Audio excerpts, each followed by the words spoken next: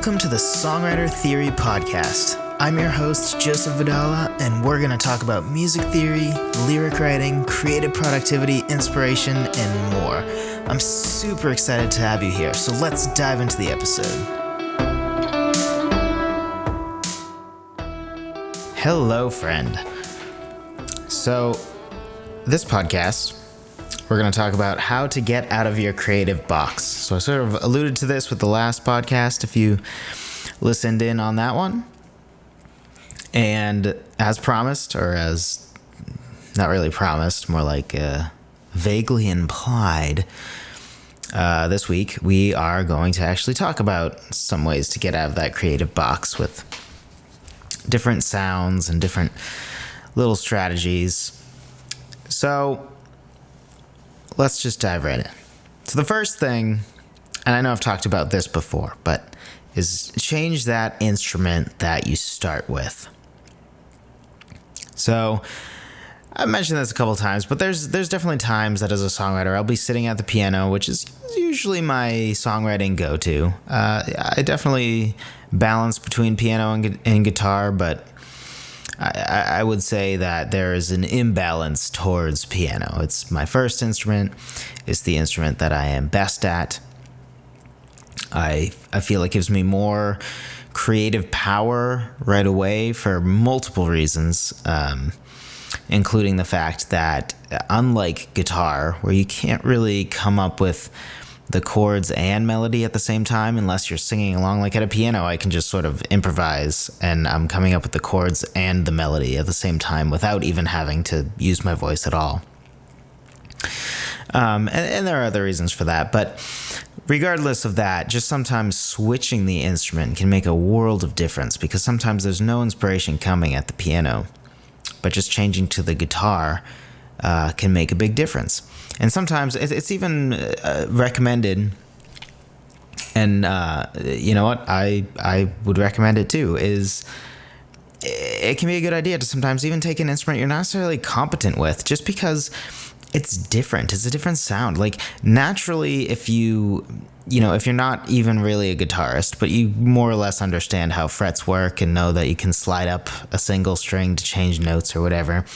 So even if you're not a guitarist, but you're just a pianist, for instance, just going to the guitar and playing a melody on the guitar, because the guitar just works differently. The guitar looks differently. It sounds differently. The same exact melody on a guitar and a piano, they sound the same because of the same melody, but they also sound very different at the same time, which is why, when we have one of those, which I hate this stuff, but the like pop, what is it? Punk goes pop or whatever, or pop goes punk, whichever order it is, where punk artists do covers of pop songs, which, man, yeah, I just can't do it on any level. But if you're into that kind of thing, or if you at least know what I'm talking about, like, they do sound very different. Now, don't be that person that's like, oh, they made it a good song. Like, no, they didn't. The song is the exact same. The song doesn't change. The arrangement of the song is different. And a song is good or not good. I mean, there's a whole spectrum there, right? And then there's opinions in there. But if you think, like, oh, Miley Cyrus's whatever song sucks. It's terrible. It's a bad song. She did such a bad job writing it. And you think the pop goes punk people, like, oh, they made it a good song. Like, no, the lyrics are the same. The melody's the same. The chords are the same. The only thing different is you like the sound of it better. That doesn't mean you actually like the song better. It means you like the recording of the song better, the arrangement of the song better.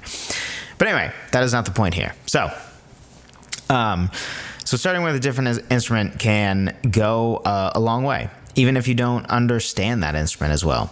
Or even, like, say you fancy yourself an acoustic guitar guy, and you just always playing some sweet, sweet acoustic riffs and your voice is all sultry, and, everybody's just loves the sound of your voice, and it's so deep and sounds good. Like, maybe go to the electric guitar, use some distortion, use some extra compression on that already compressed signal. Maybe just a little overdrive. Maybe, different things you can try. Tons of echo type effects, like layers of reverbs. And it's the same instrument, so you already are very competent at the instrument. You just never really play with the electric. Or maybe you just use the same tone all the time. Just changing that tone can go a long way, which sort of goes into what my second point under the instrument starter is, which is using different instrument sounds to inspire you differently. So just changing your guitar tone can change a lot, right? Like the kind of thing that I'm going to sort of come up with on the spot when you bring up the distortion on my electric guitar versus maybe just a little bit of overdrive is going to be a world of difference for several reasons. One is with tons of distortion, open guitar chords, like an open G chord or an open C chord, all the first chords you learn are almost always going to sound like utter garbage, because the way distortion works is basically it takes those overtones, and I think it even puts more overtones in, sort of.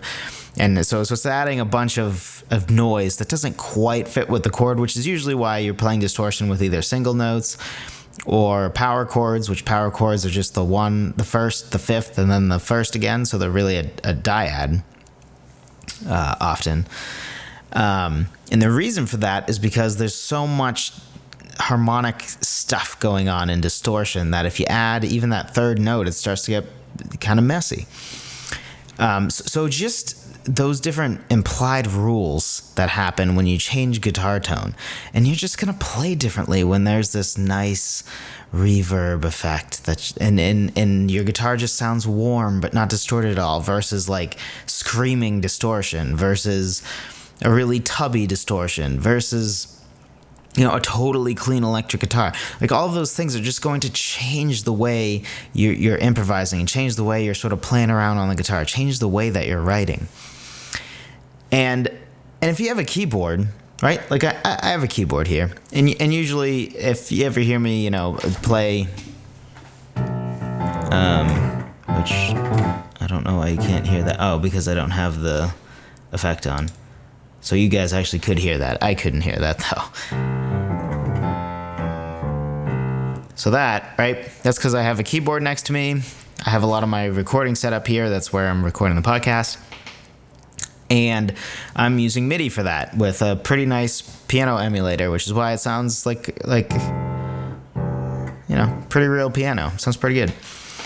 But it's also a 88 key weighted keyboard by Yamaha, the classic $350 fantastic keyboard that every pianist should own, because you can easily bring it to any show. Sounds pretty good, has the full 88 keys, and is weighted, which is, if you're a pianist and you've ever tried to play non-weighted keys, it's so weird and terrible. But anyway, on that keyboard, I have a couple different sounds. There's two different grand pianos, and then there's a crappy strings or orchestra kind of thing. I think it's just called strings, so I think it's just string sounds. And then an organ. And let me look. Actually, there might be a honky tonk weird option too. Let's look.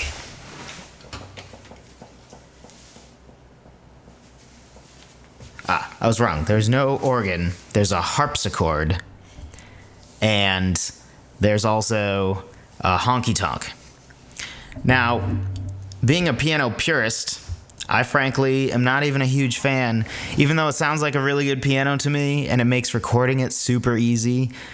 I'm not even a huge, in an ideal world, I'd have a perfectly mic'd grand piano that I could go to for recording.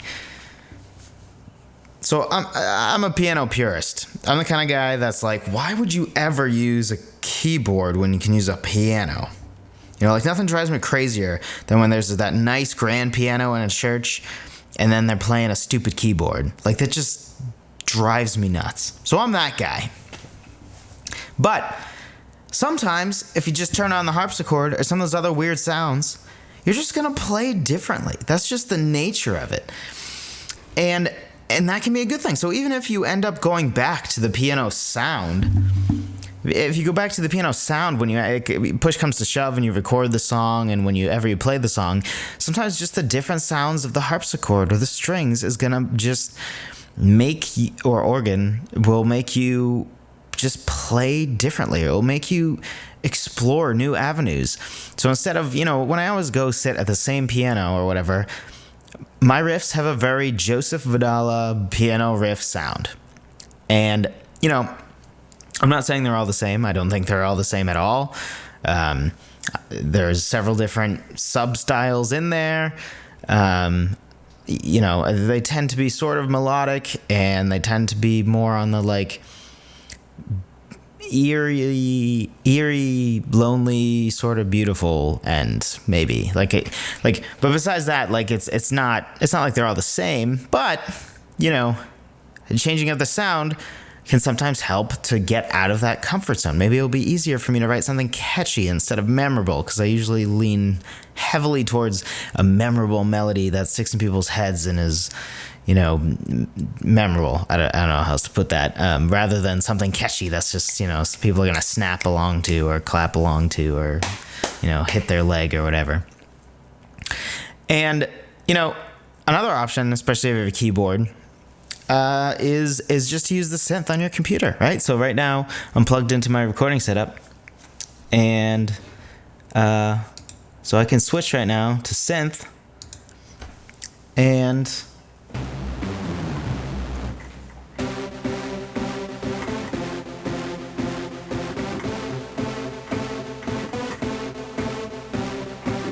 then, I have a synth sound. And whatever I just played off the top of my head, never done that before in my life, probably never will do it again. But the way I played that was different than how I would, when it's just a piano, I just don't play that way, because it didn't inspire me that way. But this specific synth sort of sounded, it sounds different, and it made me just play differently. And that's sort of the power that you're tapping into when you're changing up sounds. And another thing that I actually heard recently, I mentioned this before, that I recorded before I was going to meet him, I think. So I met with, past tense now, Songwriter. His name is Felix. He's super awesome, and he's also the worship leader at my church. Great guy. Super enjoyed my 3 hour, I think it was, conversation with him. And something he mentioned that I thought, oh wow, that I've not thought of that, and it blew my mind. So I went home, I think that night, and tried it, and I've tried it a couple times since as well. And it's that start with a drum beat, because I always thought to myself, like, well, okay, if you turn on some sort of robotic sounding song, I can think that's catchy and think it's cool, but it's never something that I just am inspired. Like, I don't sit at a piano and just come up with that stuff. Or, as much as I might like the sound of jazz sometimes, I just don't think like a jazz guy, because that's not my nature. But it's not that I ever thought I couldn't write those things. It's just that it just isn't what comes to me. And the easy hack with that is start with a drum beat. So I guess to get a little more specific, I think he was showing me this sort of robot-themed song that that a church had him write for VBS, I believe it was. And I could be mixing this up with something else, but I'm pretty sure that everything I'm saying now is accurate. And I think he said that he started with a drum beat with that. And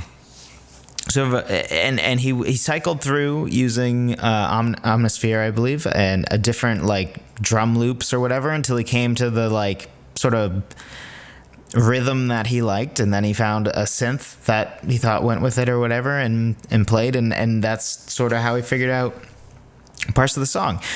And I thought, wow, that's so simple and yet so profoundly just profound, right? Because it's something that you might not think to do, but especially me, who's a very melody first. Like, when I hear a song, rhythm is one of the last things I think of.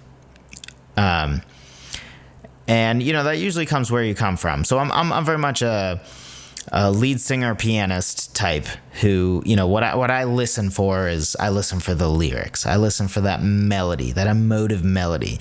I listen I do listen for, the chords. I like the interesting chord progressions, or chord progressions that, aren't just cookie cutter, and they add a little something. They maybe put in a little surprise, or I can tell that the chord progression was thought through more than like, this chord progression sounds good, we'll just repeat this for 5 minutes and sing over it.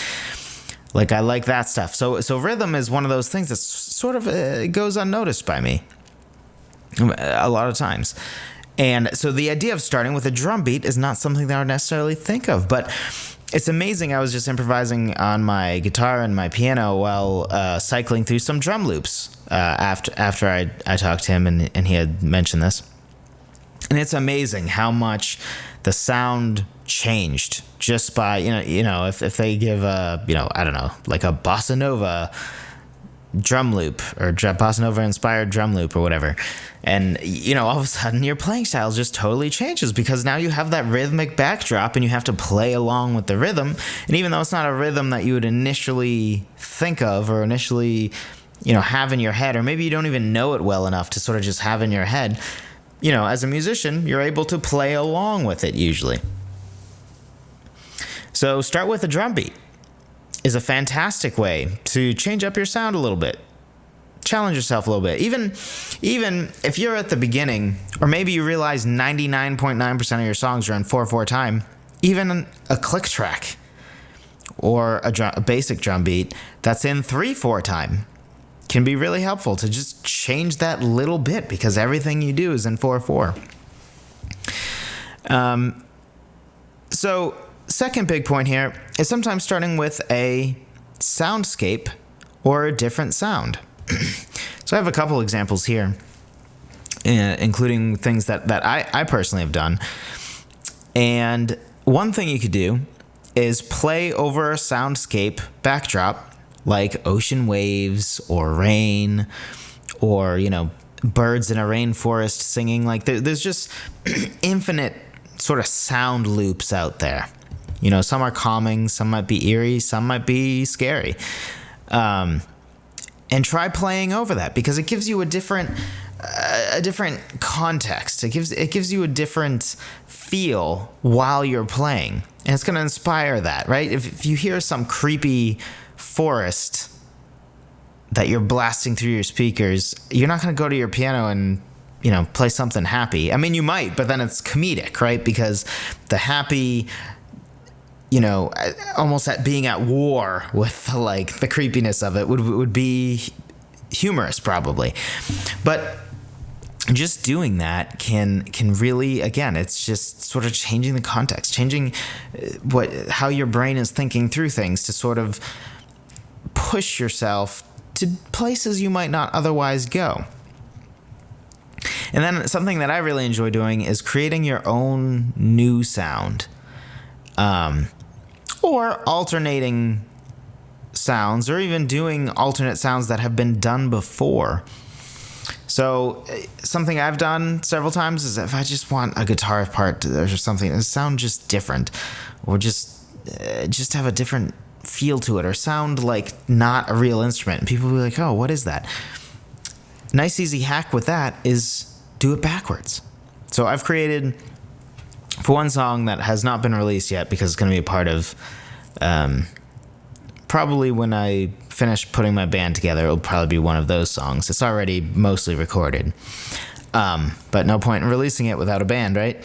So I actually took a guitar and I have the regular riff, but then I took all of the individual notes or whatever, and then I reversed them. So I put them backwards, and then I pushed them together. So you get this weird lead up into the note, which is it going backwards, and then the initial note hit, and then what happens after a note hit usually is it sort of fades over time, right? So it fades in and out. And just that sounds just totally different and foreign. And it's really just a guitar that I sort of fit together a backwards and a forwards of the recording. I did a little extra to it. Like, I didn't actually keep the peak of when the note was hit, so that it was a little more come at you, draw back, before it feels like it hits the peak. But, those are just details at that point. And, obviously you can do it however you want. So just that. Or I once took the dinging of a grandfather clock at my house, my old house growing up, and I literally just reversed that.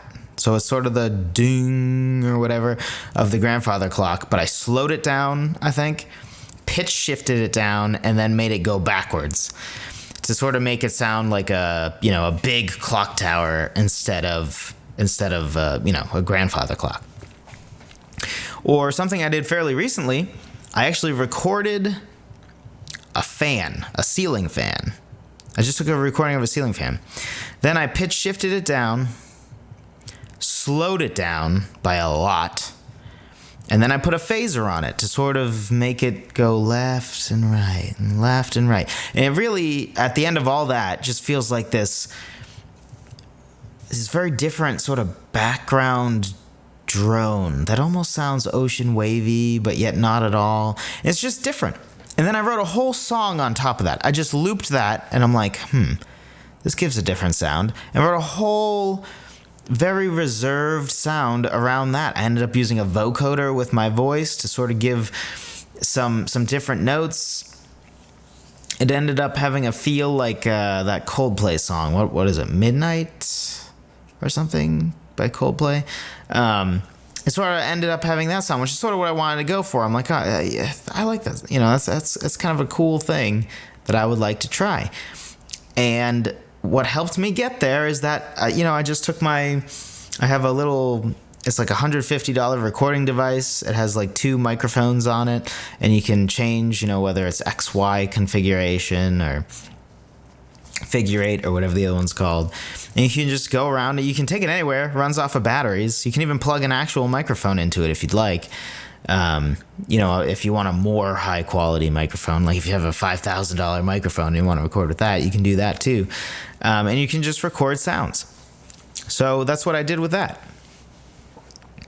And so there's infinite possibilities. And if you know the song Somebody I Used to Know by Gautier, or however you say his name, there's some fascinating videos out there, or at least one. If you look up, he goes to the special park in Australia, I think it is, or New Zealand, and they have a bunch of weird just poles and posts and different things that make different noises when you hit them. Or even if you go to like, I'm not saying you should actually go there, right? Like there's just different sounds everywhere that might sound weird, right? Is your refrigerator making a funny noise? Maybe it's not. Maybe your refrigerator's normal noise. If you do something to it, will be interesting. Maybe pitch shift it up, pitch shift it down, slow it down, speed it up. Combine it with, like, you probably heard how from Star Wars, like the TIE fighters, the sound of a TIE fighter, I forget what it is. It's like an elephant bellowing backwards combined with something else, and what are they called?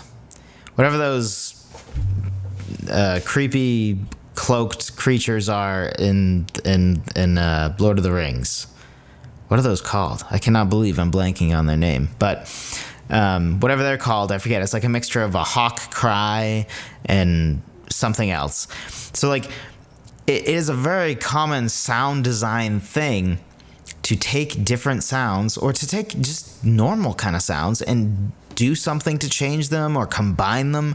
So there's just so many possibilities for what you can do, beyond the more typical like rain, thunderstorm, ocean waves, which is there's nothing wrong with that. I've used all of those things before. But there's just infinite possibilities out there. Even if it's, you're taking your kids to the park and you hit one of the metal poles in the park with, I don't know, a baseball bat. And all of a sudden, you have a sound that you can work with. So doing stuff like that can make a huge difference. Can totally change the way that you go about writing whatever song you write off of that. Or maybe it's a whole album you write off of that. And then lastly, just co-write with someone, right? Because somebody else is going to have strengths where you have weaknesses, and vice versa. and they're going to think through things a little more differently than you, right? My life experience is different than somebody else's life experience. And I'm a big fan of doing a lot of your writing by yourself, because oftentimes I think things that are more genuine come from that, right? Because there's nothing more genuine than me putting my own experience. Once I mix somebody else's experience with my experience, it starts to become like this more theoretical, because our hearts can't possibly be the same. We don't feel pain the same way. We don't feel happiness quite the same way.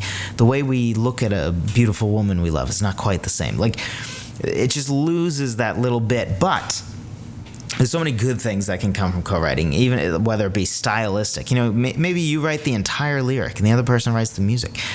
Or maybe, you find that right middle ground of lyric where they can relate to you, and there's just so many possibilities when you co-write. And they're just going to see things a little differently than you that will help. You'll get to see parts of your inspiration, parts of your lyric, parts of your melody intertwine with something that you would never come up with, because the way they think through music, their go-tos aren't the same as yours. I'm very much a memorable piano riff, high notes in the chorus that really just bring home that emotion, and then more reserved in the verses, more in my baritone range. Like that's sort of quintessential my sound. And certainly some songs are more that and less that, and I write plenty of songs that don't use piano at all. But if you were to like water me down to like what is typical Joseph, if I were to say what's typical Joseph, that's probably more or less what you would come up with. But if I write with somebody where like everything they write is just relentlessly catchy, you just tap your foot and you're happy when you listen to their stuff. They're not trying to make you think about some of the deeper parts of life. They just want to make you smile. And when we come together, what will come of that? Maybe it will be a song that makes you smile, but is also deeper than what they would usually come up with. Or who knows, maybe we just come up with something totally different than either of us has ever done, that's not even in the middle of what we do. It's just way out in left field, and it's just interesting and different. So co-writing is another fantastic way to get out of your creative box. Thanks for listening to the Songwriter Theory Podcast. Be sure to subscribe and tell a friend. If you want to jumpstart your songwriting, be sure to download my free guide on 10 proven ways to start writing a song at songwritertheory.com/free guide.